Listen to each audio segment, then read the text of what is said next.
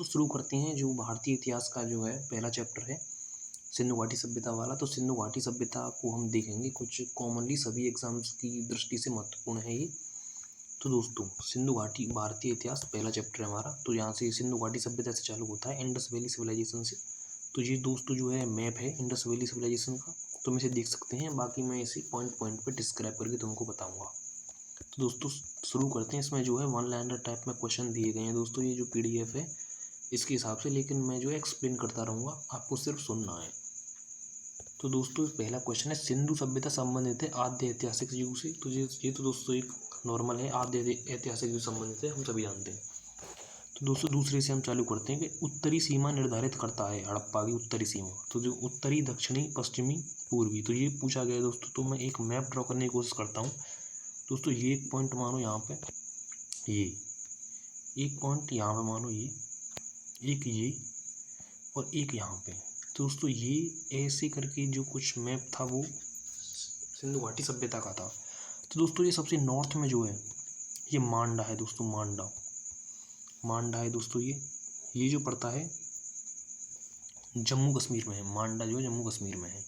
ये जो पॉइंट है दोस्तों, ये इसकी जो है वेस्टर्न जो सीमाएं से निर्धारित करता है, ये है सुतकांगडोर दोस्तों वर्तमान पाकिस्तान में है। और ये जो है दैमाबाद है जो महाराष्ट्र में है।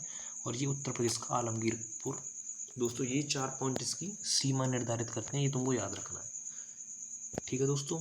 तो ये दोस्तों बाकी इनसे क्वेश्चन दिए गए हैं, मैं इनको एक एक करके डिस्क्राइब करूँगा दोस्तों।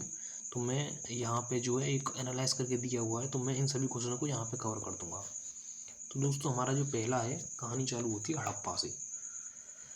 तो हड़प्पा दोस्तों सर्वप्रथम हम जानते हैं कि अलेक्जेंडर कनिंघम जो थे उस समय, जो आर्कियोलॉजी जो है उस समय अलेक्जेंडर कनिंघम भारतीय पुरातत्व विभाग जो था उसके देखरेख करने वाले अलेक्जेंडर कनिंघम ही थे।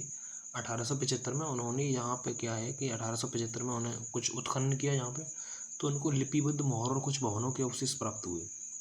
तो दोस्तों जब से ये हड़प्पा की कहानी चालू होती है, तो हड़प्पा की कहानी जो अलेक्जेंडर कनिंघम 1875 से चालू होती है।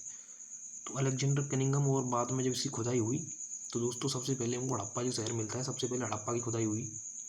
हड़प्पा की खुदाई जो है 1921 में जो है भारतीय पुरातत्व विभाग के जो उस समय जो हेड जो थे मार्शल, उनके जो सहयोगी थे राखलदास बनर्जी और जो है दयाराम साहनी, और इनके द्वारा जो खुदाई हुई थी। तो हड़प्पा दोस्तों रावी नदी के किनारे पे है। तो हड़प्पा नदी जो हड़प्पा की खुदाई हुई थी, हड़प्पा स्थल की, जो पंजाब की जो पाकिस्तान का पंजाब प्रांत है वहाँ पे है फिलहाल में ये। दयाराम साहनी और माधो स्वरूप बस व्हीलर इससे जुड़े हुए हैं। तो दोस्तों 1800 जो हड़प्पा की खुदाई हुई थी, तो इसमें जो अलेक्जेंडर कनिंघम को क्या मिला था कि एक लिपिबद्ध मोहर मिली है दोस्तों, एक लिपिबद्ध मोहर हड़प्पा में, 31 मुद्रा छापें और 2 पहियों वाला रथ मिला था, फ्यांस की मोहर और मिट्टी की कुछ टूटे फूटे मटके यहाँ पे मिले थे दोस्तों। तो ये जो था ये तो हड़प्पा था। बाद में अब हम शुरू करते हैं मोहनजोदड़ो से। तो मोहनजोदड़ो की खुदाई जो है दोस्तों 1922 में सर्वप्रथम राखलदास बनर्जी और मैके और वीर से बाद में जुड़ी थी। तो राखलदास बनर्जी तुमको याद रखना है, वर्तमान में लड़काना में, ये पाकिस्तान लड़काना में। तो मोहनजोदड़ो सभ्यता थी, सो जो अवशेष मिले थे दोस्तों वो थे गड़ी हुई पक्की ईंटों से बना एक बुर्ज था यहाँ पे, ये तुमको याद रखना है, पक्की ईंटों से बना बुर्ज यहाँ पे मिला था। और विशाल स्नानागार, एक विशाल स्नानागार, इसकी मैं माप की बात करूँ तो 12 मीटर 7 मीटर 2.5 ऊंचाई, लंबाई चौड़ाई ऊंचाई 12 बाई 7 बाई 2.5 में था ये।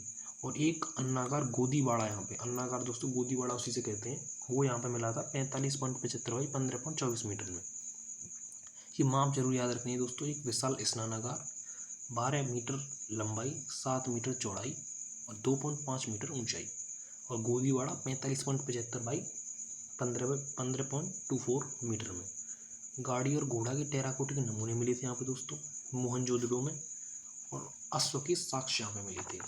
तो मोहनजोदड़ो में जो है दोस्तों एक और आपको इम्पोर्टेंट चीज़ वो है, वो ये याद रखनी है कि नृत्य की मुद्रा में कांसे की बनी बालिका, IAS 2025 में पूछा गया था दोस्तों। नृत्य की मुद्रा में कांसे की बनी बालिका मोहनजोदड़ो से जुड़ी हुई है। आगे चलते हैं। आगे हमारा तीसरा है, अगर मैं एक क्रम में अगर इनकी बात करूँ तो ये तीनों क्रम में ही हैं, यहाँ पे क्रम में ही लगे हुए हैं। पहले हड़प्पा खोजा गया, फिर मोहनजोदड़ो, फिर चनूदड़ो। चनूदड़ो जो है दोस्तों मोहनजोदड़ो से 130 किलोमीटर, अगर मैं इसकी अवस्थिति की बात करूँ तो पाकिस्तान में ही है। मोहनजोदड़ो से 130 किलोमीटर दक्षिण पूर्व में, 130 किमी दक्षिण पूर्व में ये जो है सिंधु नदी के किनारे है। सिंधु नदी के किनारे नदी और तुमको याद रखनी है दोस्तों, हड़प्पा रावी, मोहनजोदड़ो सिंधु और चनूदड़ो भी सिंधु नदी के किनारे है।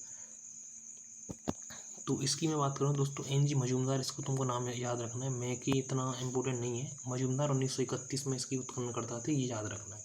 और चनूदड़ो से क्या मिला था दोस्तों, चनूदड़ो में 3 टीले स्पेशली खोजे गए थे सिंधु संस्कृति, और जो सिंधु संस्कृति के बाद जो उसके अवशेष थे वहाँ पर झूकर एवं झांगर संस्कृति जो है फिर फली फूली थी सिंधु सभ्यता के अवशेषों में, उसके जो है अवशेष चनूदड़ो से मिले थे।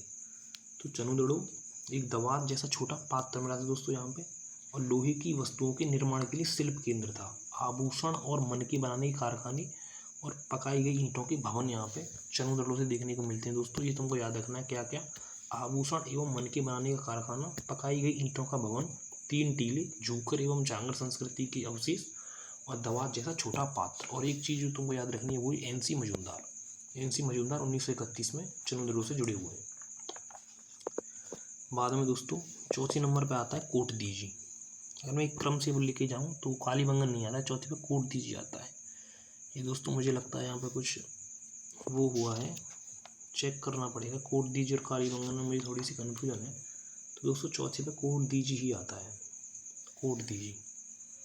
तो यहाँ पे थोड़ा दिया हुआ है, एक बार तुम चेक कर लेना। मैं कोटदीजी लेके चलता हूँ। कोटदीजी, कोटदीजी में क्या है दोस्तों, कोटदीजी जो है सिंधु नदी किनारे है, खैरपुर में है, और वर्तमान में सिंध में खैरपुर जो है जगह है। मोहनजोदड़ो से 40 किलोमीटर दक्षिण में, मोहनजोदड़ो से 40 किलोमीटर दक्षिण में खैरपुर एक जगह है, वहाँ पे कोटदीजी नाम की जगह पड़ती है। तो कोटदीजी, इसमें जो अवशेष मिले मुख्यतः सभी हड़प्पा के समान है। और इससे जो एक नाम तुमको याद रखना है, कोटदीजी, इसमें 1953 फजल अहमद दिया हुआ है। 1937 में प्रोफेसर जी.एस. धुर्वे जो थे वो कोटदीजी से उन्होंने पता लगा लिया था। तो यहाँ पे जो बाणाग्र पत्थर द्वारा निर्मित मकान की नींव मिली है, बाणाग्र मिली है। बाणाग्र में बाण का आगे का हिस्सा हो गया दोस्तों, ये तुमको याद रखना है, क्योंकि जो है सिंधु घाटी सभ्यता में हथियार और जो ऐसी चीज़ों के संकेत जो है अवशेष जो है बहुत कम मिले थे। तो यहाँ पे बाणाग्र और पत्थरों द्वारा निर्मित मकान की नींव कोटदीजी से मिली है दोस्तों। कोटदीजी ये याद रखना है, एक स्थिति सिंध में खैरपुर, मोहनजोदड़ो से 40 किलोमीटर दक्षिण में कोटदीजी नाम की जगह है। तो दोस्तों यहाँ पे थोड़ा क्रम मिस हो सकता है। पहले तो मैंने 4 क्रम में बताए दोस्तों, बाकी बाद में इसके हिसाब से लेके चलता हूँ।